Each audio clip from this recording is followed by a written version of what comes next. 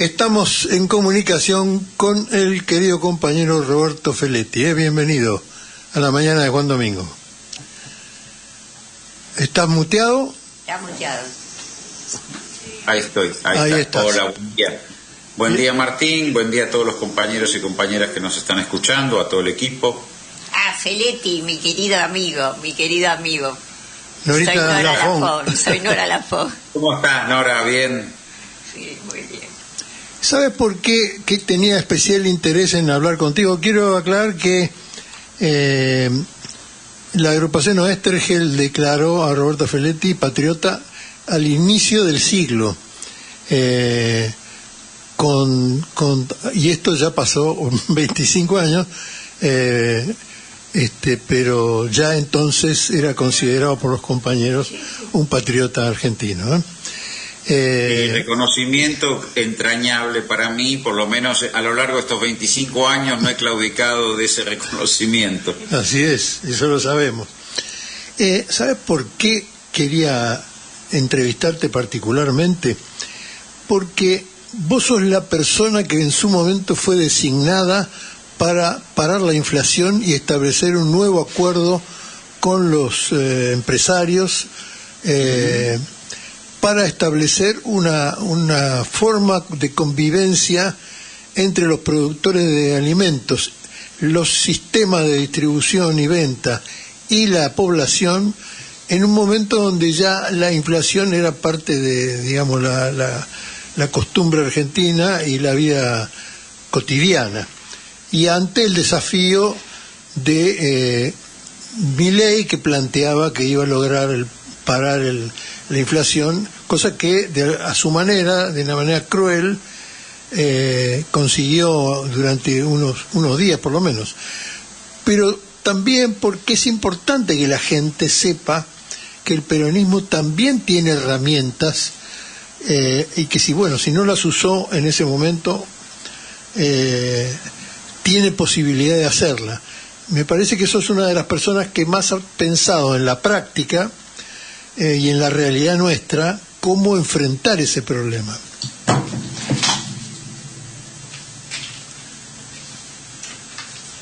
Bueno, vamos a tratar de establecer varias cosas. Lo primero que tenemos que decir, y que no es menor, es que hoy tenemos prácticamente el mismo promedio de inflación, exceptuando el 2023, que fue el año más malo, que la inflación que tuvo el gobierno del Frente de Todos, sin el ajuste brutal que hizo Milei. Eso es un primer dato. El segundo dato es que sin el Fondo Monetario Internacional se llegó al mismo nivel de reservas internacionales en el Banco Central que en el periodo del gobierno del Frente de Todos, también sin el ajuste brutal que hizo este gobierno. Dicho esto, te voy a decir dos cosas.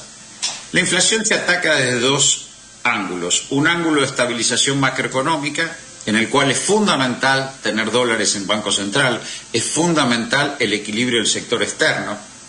No es tan determinante el equilibrio del sector público dentro de ciertos parámetros, no quiere decir que no hay que tener un orden fiscal.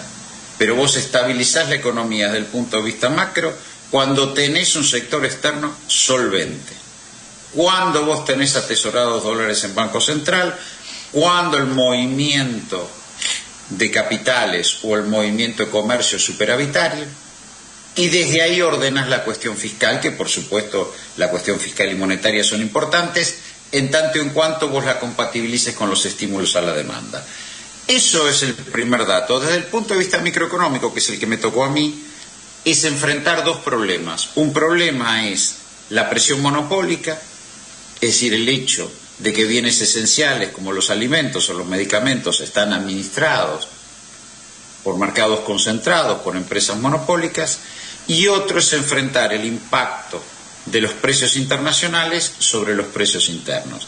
Las dos cuestiones nosotros las abordamos en su momento con una política de canastas, ¿sí?, que abarcaban 1.500 productos, que en ese sentido era un consumo de ingresos medios diversificado, que nos dedicamos a regular. Durante 3 meses hubo un acuerdo de precios, con precios retrotraídos en ese momento a julio del 2021, que duró hasta diciembre del 2021, en el cual esos 1.500 productos se mantuvieron congelados y se los convalidaron con una política de ingresos. Si vos mirás el coeficiente Gini que mide la distribución del ingreso del último trimestre del 2021, o mirás la propia inflación, o mirás el escenario de política de recuperación del salario, vas a ver que la política de regulación de alimentos tuvo un impacto favorable. La salida en los meses de enero y febrero del 2022 fue ordenada con nuevos acuerdos de precios que se terminan de romper cuando estalla la guerra en Ucrania. El estallido de la guerra en Ucrania lo que provoca es que todos los precios internacionales, ahí tenés el otro factor, trigo, girasol, maíz, que estaban acordados en enero, se disparan. El trigo, la tonelada de trigo pasa de 25.000 pesos de contado a 40.000 pesos de contado en enero-marzo, y ahí es donde no hay las políticas de gobierno para enfrentarlas. Ahí es donde entra una discusión que, bueno, termina con mi salida del gobierno respecto al programa de emergencia que había que aplicar durante la guerra frente a la presión de los precios internacionales sobre los alimentos. Obviamente eran los derechos de exportación, obviamente eran los cupos de exportación, obviamente era un nuevo tipo de acuerdo, que bueno, terminamos con los fideicomisos, que tuvieron un resultado parcial, no dejó de ser una herramienta aceptable, pero sin una cohesión del gobierno en torno a las políticas que frenaran el impacto de los precios internacionales sobre los alimentos, que es determinante del consumo argentino, no ibas a tener éxito en el combate a la inflación. Más allá de la discusión macroeconómica, el acuerdo con el fondo que en ese momento se debatía en el Congreso y demás. ¿Qué quiero decirte con esto? La inflación o la estabilización de la economía es macroeconomía y microeconomía. Macroeconomía es sector externo robusto. Microeconomía es cohesión frente a la presión monopólica y frente a lo que es el impacto de los precios internacionales sobre los precios internos. Y lo importante, Martín, es alcanzar la estabilización sin ajuste. Porque, digamos, un programa de ajuste como el que aplicó Milei, de la paz de los cementerios, de deterioro del consumo, y seguramente, y fíjate que más o menos, porque tuvo marzo 3,7, va a tener algún éxito en frenar un proceso inflacionario.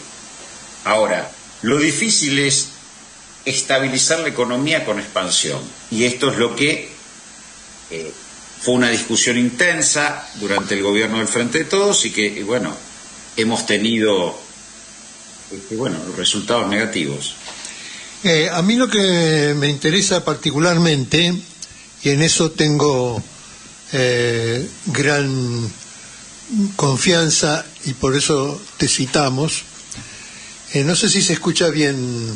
Sí, yo lo estoy escuchando bien, Martín, te estoy escuchando perfecto. Que entonces esa experiencia sirve para ver que el peronismo es capaz de hacer una estabilidad de precios compatible con la vida cotidiana, digamos.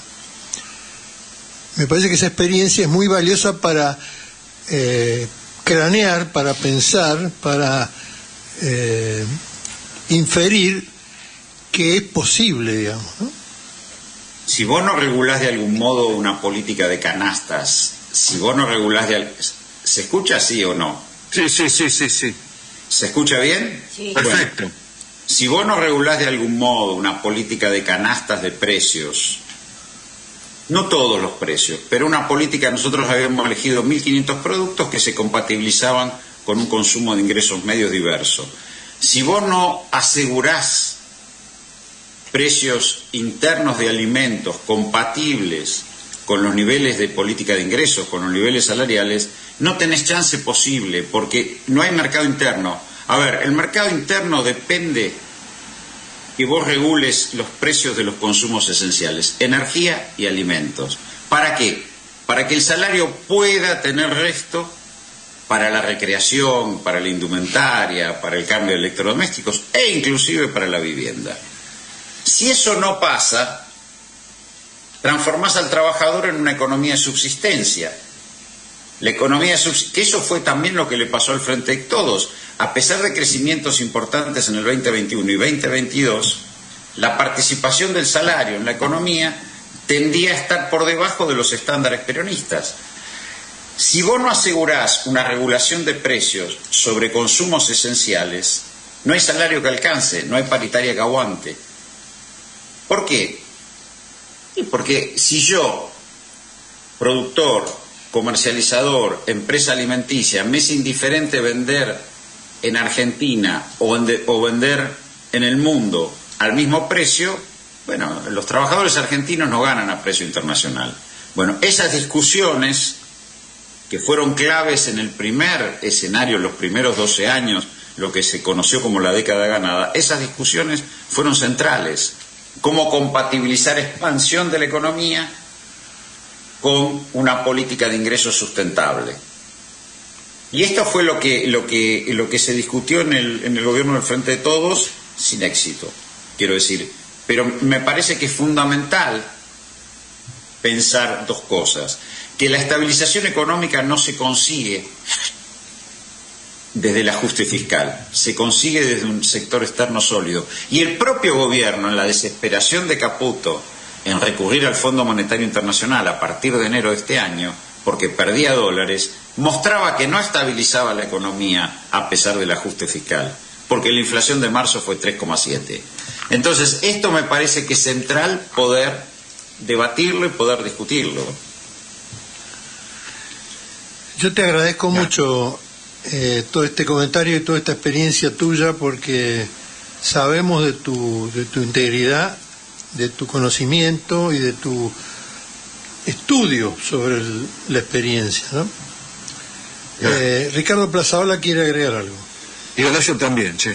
Bueno, mi pregunta, Feletti, Trump está, digamos, lo leí en estos días, no sé si en el Wall Street Journal, qué sé yo. Bueno, resumidamente, Trump está atentando contra los planes de Milei, decía. ¿Vos crees que esta propuesta de Milei se puede sostener en el tiempo más de lo razonable?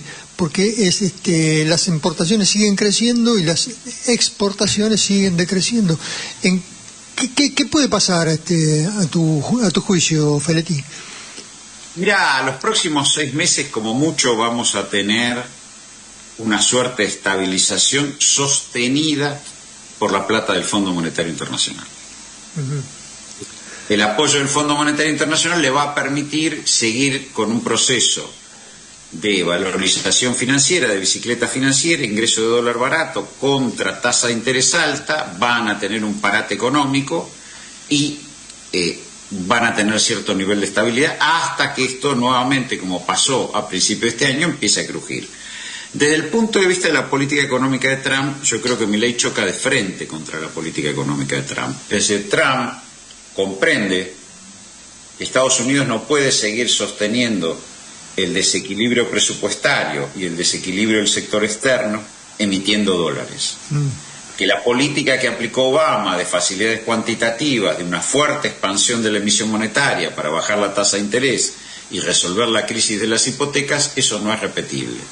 Que necesita consolidar el valor del dólar. Y para eso, para consolidar el valor del dólar, aplica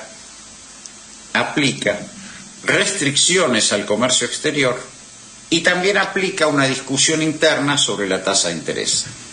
Estas tensiones que está teniendo Trump para consolidar y resolver la situación de desequilibrio es la que Milei no comprende y choca contra ella. Porque aún uno podría aceptar, y no es porque quiera defender el gobierno de Carlos Menem, pero sí enmarcarlo correctamente, que la caída del muro y la hegemonía norteamericana que se extiende desde 1989 hasta el atentado a las Torres Gemelas del 2001, esa visión unipolar que había en ese momento, sumada a la aparición del complejo electrónico como nuevo paradigma productivo, bueno, hacían que hubiera una gran expansión del comercio internacional, Y bueno, cierta apertura de regulación, no como la aplicó la Argentina, era razonable para modernizar las economías en la nueva etapa y ante una hegemonía estadounidense fuerte. Hoy estamos en un mundo en crisis, en un mundo donde la hegemonía estadounidense es cuestionada, en un mundo donde el dólar como moneda de reserva internacional se deteriora respecto del oro, y donde el gobierno norteamericano lo que aplica es, obviamente, políticas altamente proteccionistas y de retirada de Estados Unidos como potencia militar global. Por eso la búsqueda de paz en Ucrania y demás. Ahora, frente a eso, Trump ensaya una política de apertura, de regulación y privatizaciones similar a la década del 90, lo cual vamos de cabeza a un fracaso serio. Pensemos que ningún país en estos momentos está discutiendo seriamente el abandonar su moneda. Todo lo contrario, se busca desdolarizar.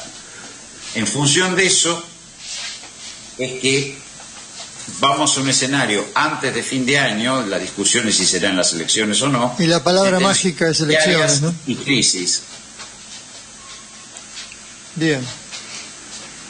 Horacio, sí. Sí. Voy con mi pregunta, Roberto.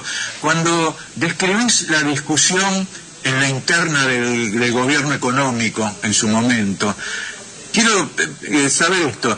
¿En qué medida no se comprende la importancia que tiene la armonía entre el salario, el equilibrio entre el salario y las otras variables, o no se comprende el rol que juegan los monopolios, y en qué medida se comprenden y se defienden otros intereses, digamos?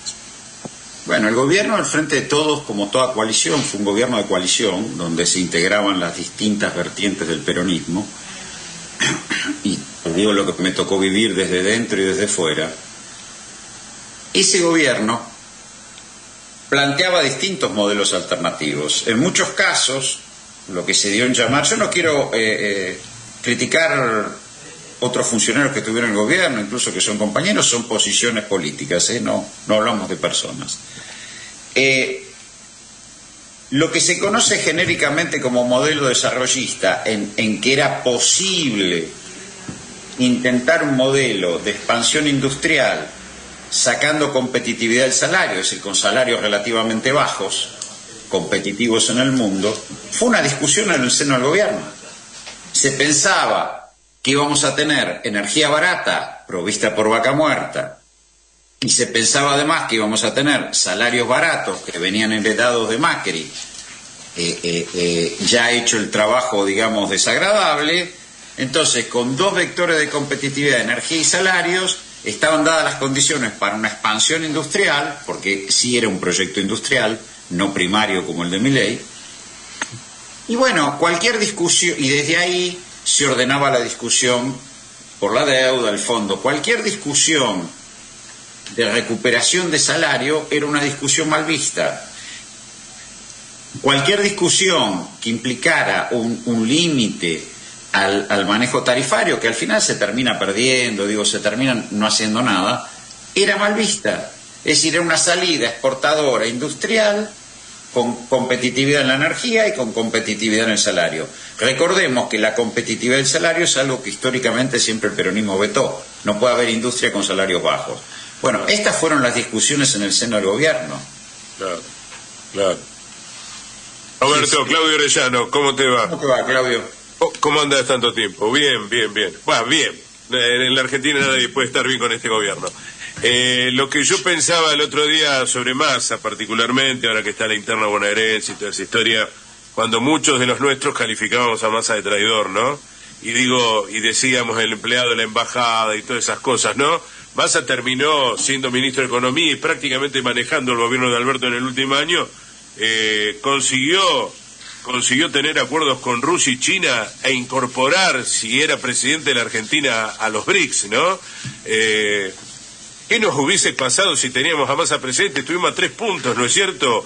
Y por el otro lado que te quería preguntar, con este tema de la inflación, de cómo la calculan, es que de enero del año pasado a enero de esta parte, los productos básicos, y la gente ya va a las segundas, terceras, cuartas marcas, han aumentado un 500%, ¿no? Y eso es lo grave. A mí me da la sensación que estamos en una situación mucho peor que la del 2001, pero que no veo una explosión cercana a esta crisis, ¿no? Bueno, hay varias cuestiones que discutir en esto. Primero, Massa asume el Ministerio de Economía en un momento muy difícil, logra estabilizar la economía y como es peronista y es un hombre pragmático, apela a lo que se llamó un prestamista de última instancia alternativo, que no era el Fondo Monetario Internacional. Exacto. Consigue entre el swap chino, el apoyo del Fondo Catarí, el apoyo del Banco de Desarrollo Latinoamericano como la CAF, una masa crítica de fondos que le permite sortear la presión que instalaba en ese momento el Fondo Monetario para devaluar. Creo que fue un acierto eso. Claro. También efectivamente abre una discusión interesante, abre inclusive una discusión interesante con Egipto, que era el segundo deudor en importancia del fondo. Bueno, se genera una serie de discusiones y en ese momento lo que uno veía, que también tiene que ver con el fracaso de las élites argentinas, el fracaso de las élites empresariales, el fracaso, si querés, de la burguesía nacional argentina, que hubo un conjunto de empresarios de la energía, de los bancos, de el sector industrial, que hoy están penando por los aranceles de Trump, como el caso de Alvar. Hubo un conjunto de empresarios que en torno a la figura de Massa vean la perspectiva de un relanzamiento económico argentino en esta clave desarrollista. Ese sector, inclusive hacia fines del 2022, y me consta porque tuve ocasión de hablar con la segunda línea de ese sector, pensaba en la moderación como forma de administrar la salida y la expansión de la economía argentina. Y en ese momento se hablaba de Massa y se hablaba de Rodríguez Larreta. Claro.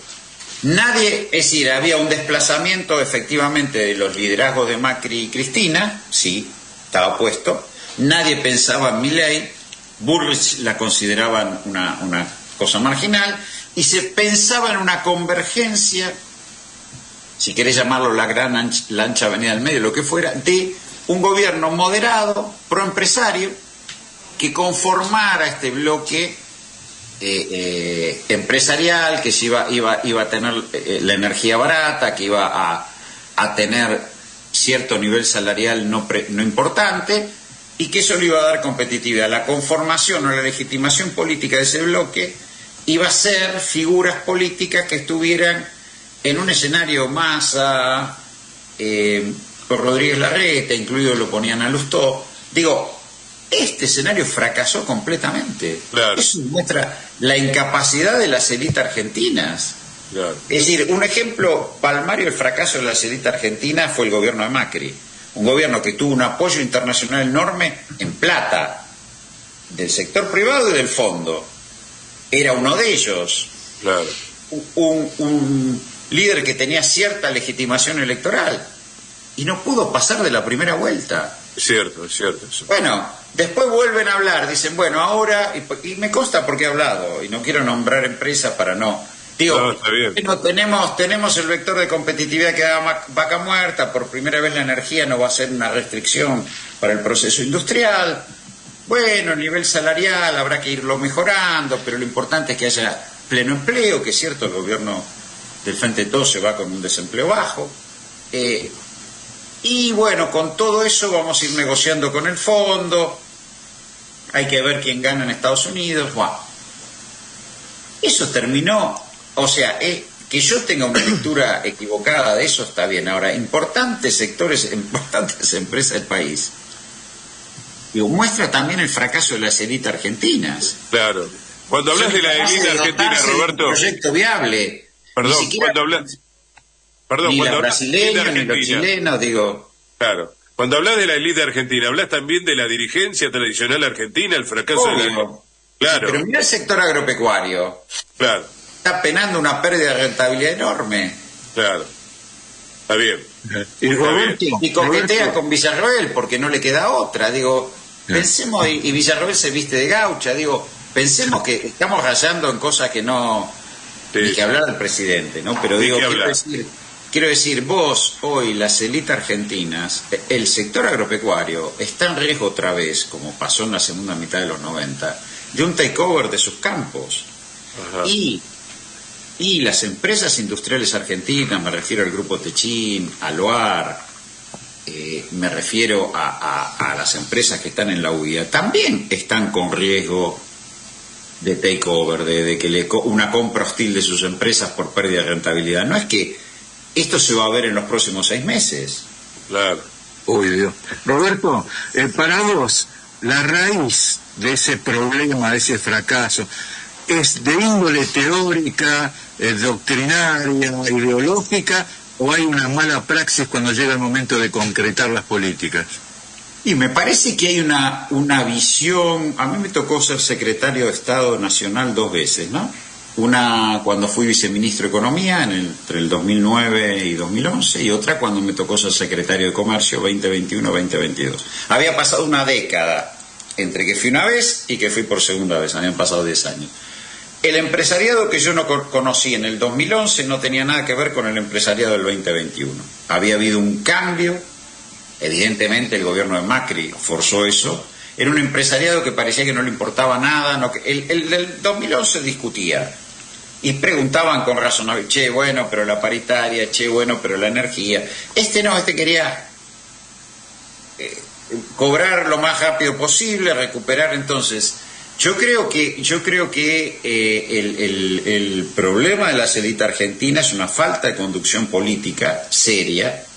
Claro. A lo mejor en algún momento intentó Helvar, como a lo mejor en algún momento tuvo la UIA. Greenspoon intentó también y lo rajaron a los 10 meses con el gobierno. Hay una falta de conducción política en torno a un proyecto de país. Sí, Claro. una identidad pro país, ¿no? Como que cada uno se rasca para adentro. Pero aún en un modelo conservador, Macri tuvo todas las posibilidades desde el punto de vista económico y de financiamiento para instalar un modelo conservador. Pudo.